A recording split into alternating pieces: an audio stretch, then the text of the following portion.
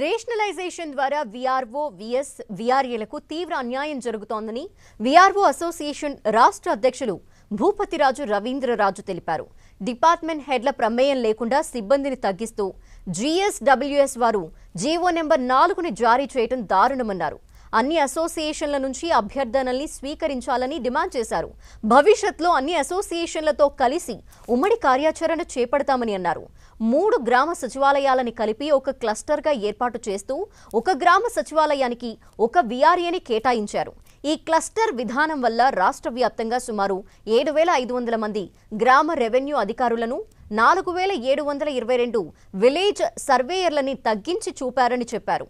దీనివల్ల అర్హులైన వీఆర్ఏలకు పదోన్నతులు లభించకుండా తీవ్ర అన్యాయం జరుగుతోందన్నారు.